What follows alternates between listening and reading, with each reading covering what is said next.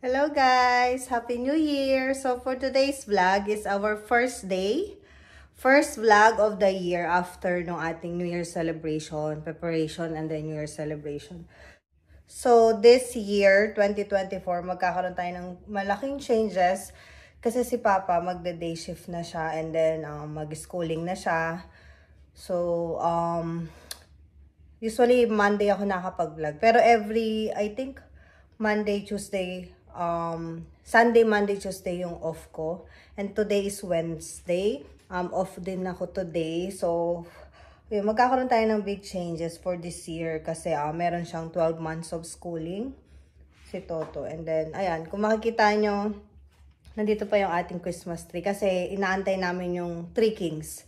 Which is my mom's birthday. I think until January 5th. Which is my mom's birthday is January 5th din. So, hindi na muna tayo magliligpit ng Christmas tree. Ayan. So, okay pa yung ating mga Christmas decor dito sa bahay. Ito yung ating New Year's balloon. Ayan, nandito pa yung mga Christmas decor natin. Yung ating simple Christmas decor. So, liligpitin natin yan after Three Kings. So, wala tayong pasok. Ito yung ating aatupagin buong araw. So, na-segregate ko na to guys. So, ganito ang buhay. After celebration, 30, 31, 1. So, hindi kami nakapaglabaw. 30, 31, 1, 2, and 3. So, 5 days na to guys. Kailangan ko na maglaba. Pero, wala to bago mag-start kami ng preparation sa New Year. Kasi duty rin kami. Kaya, ayan. Duty si Papa Yan, magsasalang na ako ng as usual. Maglalaban na naman tayo, guys. So, wala na tayong ganong Tide. Wala na tayong liquid detergent. Pero meron tayong pads. So, unahin ko muna siguro tong ubusin. And then, itong Purex. So, kailangan na natin bumili ng Tide this January. So, ayan. Magsasalang na naman tayo ng labahan. Isasalang. So, ito guys, itong pads, medium size naman siya, hindi siya ganun kadami. So, 2 pads yung usually na ginagamit ko. Ayan. Mabango yan. 2 pads lang yan, pero mabango. And then, Downy. So, every year, ganito ang ating routine. So, after a long preparation sa New Year, maraming labahan. Very easy talaga tong washing machine namin.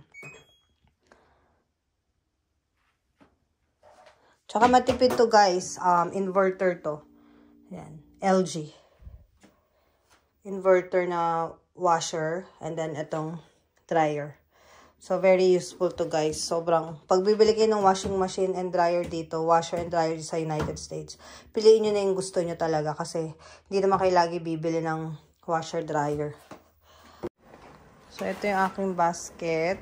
Mahilig ako guys sa white, kung mapapansin. So, hindi ko muna siya ilalagay sa basket kasi I'm trying na ma-finish to lahat. Tapos, dito ko nilalagay yung mga tupiin. Kasi bala ko siyang i-dryer, yung iba, yung mga jogging pants. Pero yung mga pwedeng isasampay ko sa taas. Natago ka pa. Ano oras ka nag-alarm? Ayan na, may naghahanap sa atin. Mga labahan. Di ba bago tayo mag-prepare ng New Year, naglaba ka? Ang dami. Ang dami talaga guys. Pero okay lang yan, mabilis lang yan. Kayang-kaya ko yan today. Ano yan? Anto ka pa? Uy, day shift ka na. Starting today. So, hindi na siya night shift, guys. Day shift na siya kasi mag-school na siya next week. Monday ang kanyang first day of class. Good luck, Mal. Thank you. Love you. Love you too.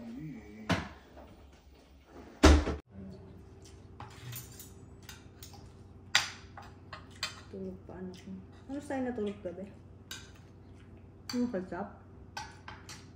Oh, ketchup yata.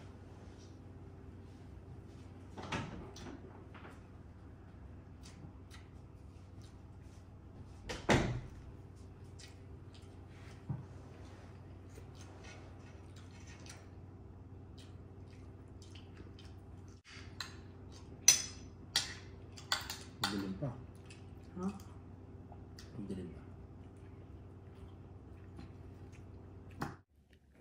So, ayan guys. Tapos na kami mag-breakfast. Si Miggy tulog pa eh.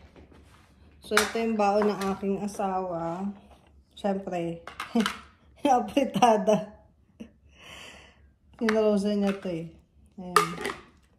Baon na yan. Nagsaing lang ako. Ayan, nagsaing ako kanina pag-gising. And then, ito, dessert niya. Ferrero. Tsaka yung golden coin. Si Toto, ano yan eh. Para-paraan sa baon. Kahit ako, kung ano yung available na makuha dito sa bahay. Kasi kami madalas bumili sa cafeteria. Ayan. Kasi minsan hindi namin gusto yung pagkain. So, sayang lang yung pera. So, syempre, iba yung panlasa. So, ito. Pareho sila ni Miggy ng baonan.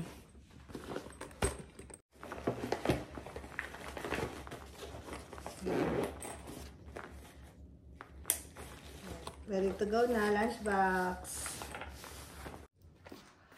So, kailangan na natin mag-ready at papasok ang ating asawa. Buksan na natin yung car. Habang nag-aantay tayo kay Papa. O yan, mga sapatos. Sapatos ng anak ko. Nag-ano kasi kami kahapon eh, Woodlands. Magtero si Miggy. Tapos pumunta kami ng Lululemon. So, while waiting at laging late kami ni Papa, bubuksan ko na yung sasakyan. Para uminit na yung makina. Bye!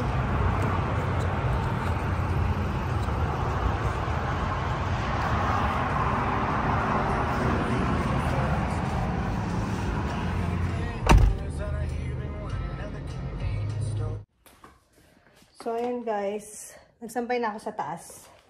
Ito, bala ko na to itapon. Tuwali na to ni Papa eh.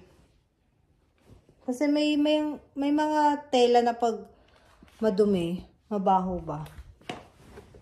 Ito, towel to ni Miggy. Ito kay Papa. Pero ito, mabango. Ewan ko ba't yung isa. Ito, towel ko. So, plano ko na to itapon. Bahala si Toto. Tatapon ko na to. And then, ayan. Tapos na yung ating nilabhan. So, plano ko to i-dryer kasi makakapal to eh. Para tutupiin ko na lang. Ay, naglaba pala si Papa ng fleece. Parang, hindi ko alam kung basa o malamig. Parang basa pa. Sampay ko na lang ng taas.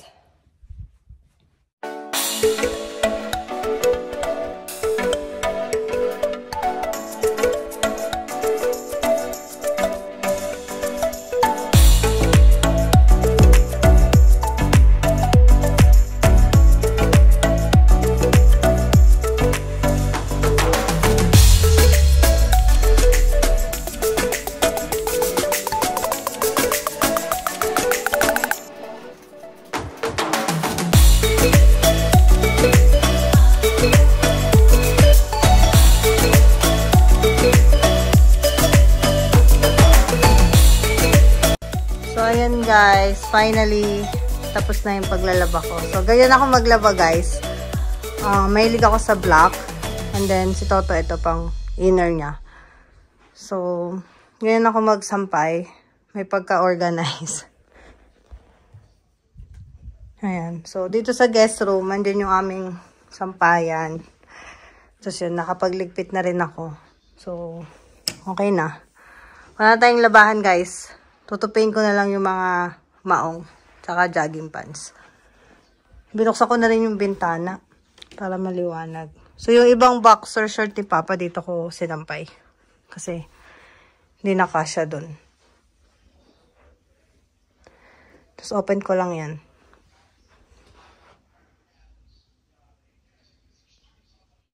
It's 4th year birthday ni Conan. So, ayun, ang gulo ng buko. So, kailangan ko siyang linisin as birthday gift. Kasi nakita nyo naman, guys. Ang dumi. So, since wala naman akong pasok and New Year. Ayan. Nasimulan ko na siya dito. Tinanggal ko na yung floor mat. Yung rubber mat niya. Ayan. Lilinisin natin siya. So, sobrang dumi pa.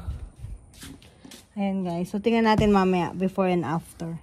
So, as birthday gift, matagal ko siyang hindi nalinisan kasi usually si Papa Toto ang naglilinis ng sasakyan. So, for today, since wala akong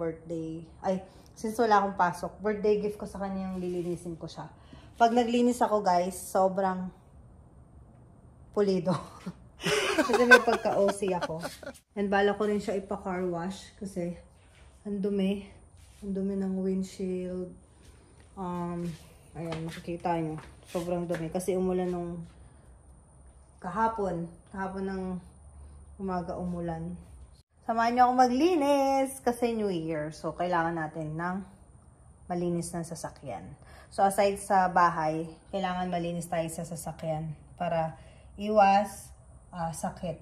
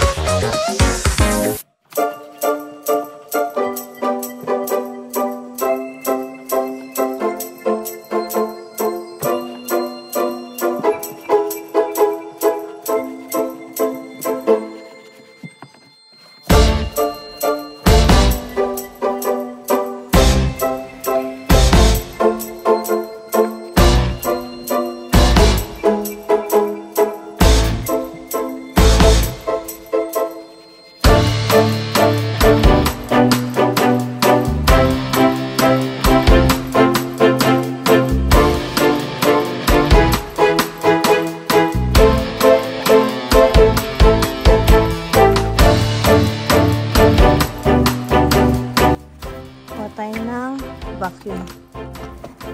Vacuum ba ito o blower? Ayan. Ayan, vacuum para sa car. Ayan, guys. Kailangan ko pa tawagan si Toto. Ayan. Tanggalin daw tong camera. Meron kasing camera dito sa sasakyan. So, ito ang papalit natin. Ayan. So, let's see. Ay.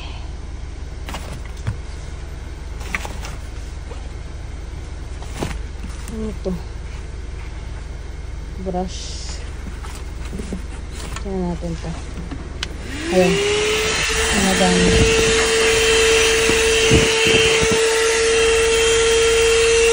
Hindi naman nakakalinis.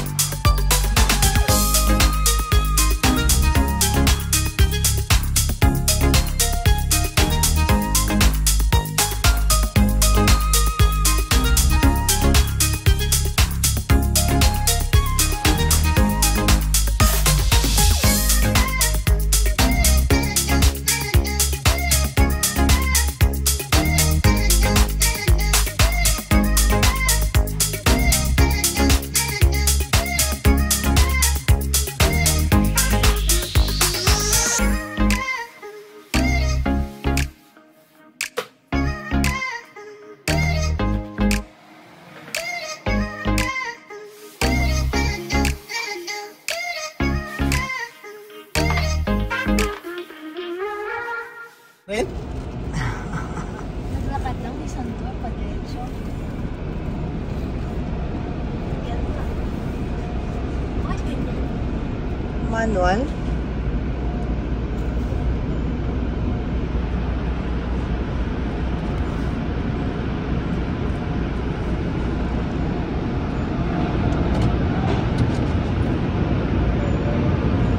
Siya nasa counter, siya pa sa ano.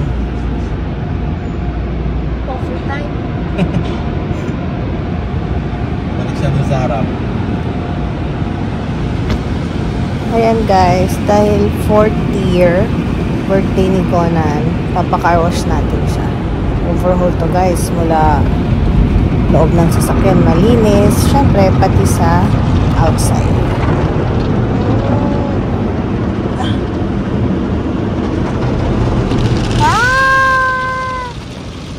Na-invade na si Conan.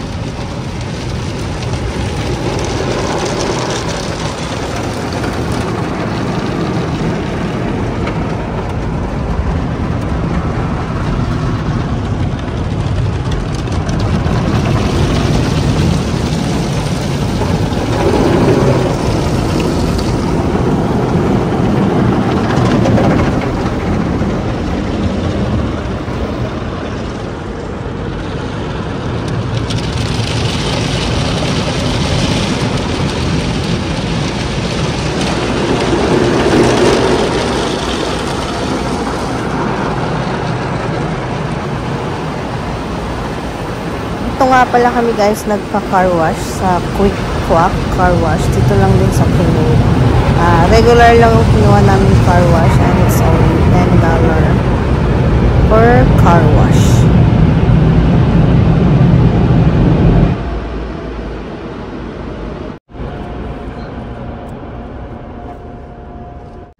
Ba't di pa tuyo si Conan?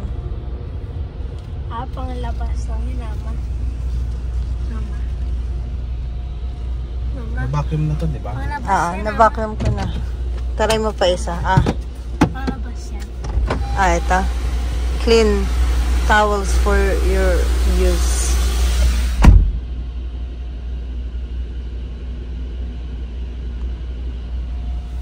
Na-vacuum ko na to eh. Ayan ang linis oh. Dry kayong labas. Malamig sa labas na. Huwag kayo magkalat ha.